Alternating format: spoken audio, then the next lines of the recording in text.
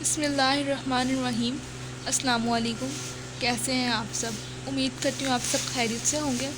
آج آپ لوگ کے ساتھ ایک نیا وظیفہ شیئر کرنے لگی ہوں۔ بہت ہی خاص وظیفہ ہے۔ کس مقصد کے لیے ہے یہ میں آپ کو بتا دیتی ہوں۔ جو والدین اپنے بچوں کے رشتوں کے لیے پریشان ہیں ان کے لیے یہ وظیفہ ہے، من پسند اور اچھے رشتوں کے لیے۔ جو والدین اپنے بچوں کے رشتوں کے لیے پریشان ہے، کوئی رشتہ نہیں اچھا آ رہا، تو ان کے لیے یہ وظیفہ بہت خاص وظیفہ ہے۔ تو وظیفہ کیا ہے میں بتا دیتی ہوں۔ یہ والد یا والدہ یا بیٹی یا بیٹا خود بھی پڑھ سکتے ہیں، تو یہاں گھر کے سارے افراد مل کر بھی پڑھ سکتے ہیں۔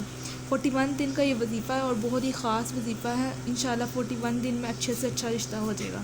وظیفہ کیا ہے یہ بتا دیتی ہوں۔ اول آخر آپ لوگوں نے درود پاک پڑھنا ہے اور 21 دن تک پڑھتے رہیں۔ 21 دن کا یہ وظیفہ ہے اور 41 مرتبہ یہ آیت پڑھنی ہے۔ اول آخر درود پاک پڑھ کے 11 مرتبہ یہ آیت ہے 41 مرتبہ پڑھنی ہے۔ بسم اللہ الرحمن الرحیم۔ وَهُوَ الَّذِي خَلَقَ مِنَ الْمَاءِ بَشَرًا فَجَعَلَهُ نَسَبًا وَصِهْرًا وَكَانَ رَبُّكَ قَدِيرًا۔ سورۃ الفرقان کی آیت ہے۔ سورۃ الفرقان کی آیت نمبر 58 شاید یہ ہے، اور یہ آیت 41 مرتبہ پڑھنی ہے۔ اول آخر درود پاک درود ابراہیم پڑھنا ہے 11 مرتبہ۔ 21 دن میں اچھے سے اچھے رشتے ہو جائیں گے، اسباب پیدا ہو جائیں گے، اور بہت ہی خاص وظیفہ ہے۔ دعاؤں میں مجھے بھی یاد رکھیے گا۔ اللہ حافظ۔